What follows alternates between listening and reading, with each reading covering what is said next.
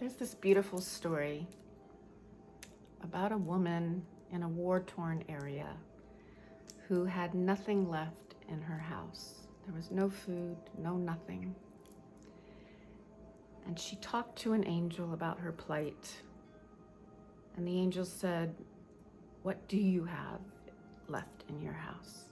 And she said, "All I have is a vessel, an empty vessel that's for oil." And oil meant value at that time.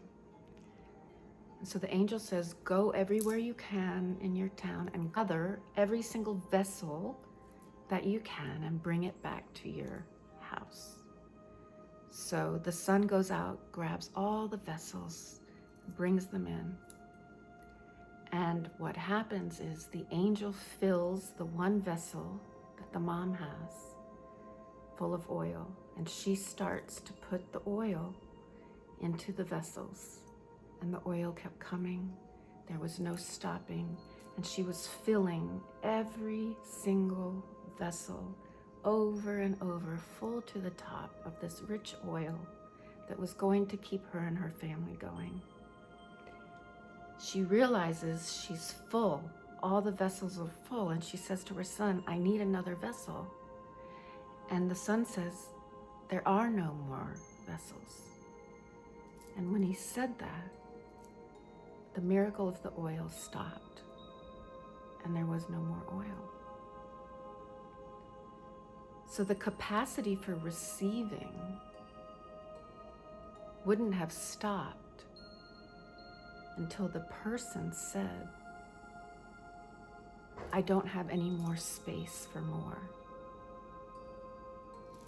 And the meaning behind this is that when we want abundance in our lives, in whatever capacity that is, whether it's oil or health or money or something for our family or something in our career, that when we open ourselves up to the possibility of receiving, and when we find a way to receive, we open up all the blocks in our minds and we find a way to receive the blessing, the oil will come freely.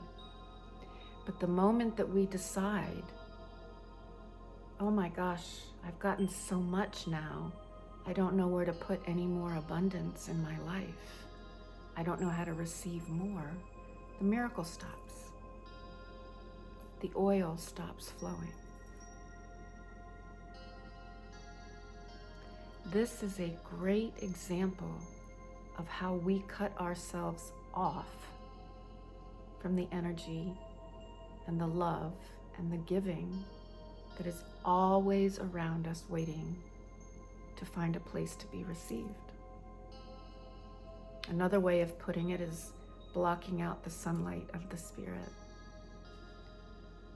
And if we're too busy wondering who we are and how we are represented to the rest of the world, instead of concentrating on being a vessel of love and receiving from the universe and tapping into that infinite energy, everyone has felt it at some time and place. I know you have. Where things just start to be received and you give and you receive, and there's a symbiotic relationship. And then something happens that we don't like and we stop the blessing, we stop the receiving. When we can learn that it's not the source of people that we think about to receive our blessings and to receive our worth, but we tap into that larger, seen but unseen creator that keeps us steady on the planet, even though we're going around and around and around on Earth. And we can tap into that. Then we open to feel the worthiness of receiving, and we put in the action to find the vessels. Doesn't that feel right? Doesn't that feel good? One thing I know is that we definitely want to push ourselves out of the comfort zone. But we don't want to push ourselves beyond our capacity of who we are. Knowing the difference between coming out of your comfort zone so that you are not coming from a place of fear is a great, great way to go. Changing who you are fundamentally because you think you're not enough is definitely something we need to talk further about. So here's to authenticity. Here's to right-sizing who we are, why we're on the planet, what we want to do, what we want to contribute. And when we're gone, physically, what will our non-physical presence represent to the people that are still here? Love and light.